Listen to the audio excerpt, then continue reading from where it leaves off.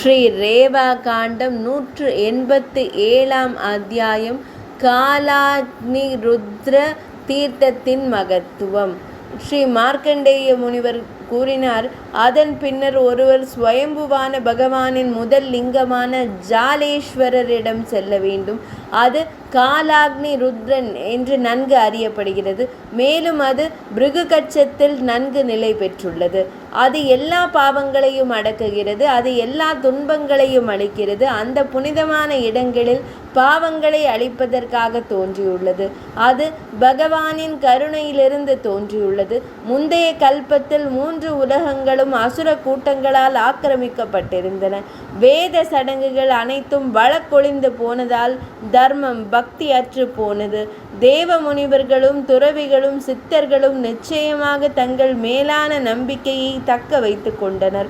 அக்காலத்தில் மரண தேவனிடமிருந்தே வெளிவருவது போல காலாக்னி ருத்ரனிடமிருந்து ஒரு புகை தூண் தோன்றியது. அந்த புகை தூணிலிருந்து லிங்கம் வெளிப்பட்டு 7 பாதாள உலகங்களையும் ஊடுருவி சென்றது. தெற்கில் ஒரு பள்ளத்தை உருவாக்கி அந்த லிங்கம் அங்கேயே நின்றது. அங்கே தீர்த்தத்தில் மேன்மை மிகு அரசனே, தீப்பொறிகள் எழுந்த ஒரு குழி உள்ளது. சிவனார் திரிபுரங்களின் நகரத்தை எரித்து கொண்டிருந்த போது அந்த தீப்பொறிகள் இங்கேதான் விழுந்தன. அங்கே அவடம் என்றழைக்கப்படும் பள்ளம் ஏற்பட்டது. அதன் பின்னர் அதிலிருந்து சுழல் வடிவ புகை தூண் ஒன்று எழுந்தது.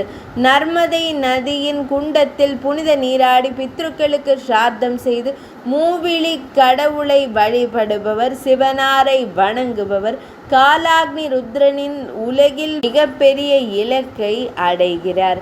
ஏதேனும் ஒரு பேறு பெற்ற ஆசையுடன் செய்யப்படும் எந்த சடங்கும் அல்லது அபிசாரிக சடங்கும், மாந்திரீக சடங்கு அல்லது எதிரிகளை அழைக்கும் சடங்கும் அல்லது சந்தான பாக்கியத்திற்கான எந்த சடங்கும் இங்குள்ள இந்த தீர்த்தத்தில் செய்யப்படும் பட்சத்தில் விரைவிலேயே பலனளிக்கும். 187 அத்தியாயம் இனிதே நிறைவடைந்தது.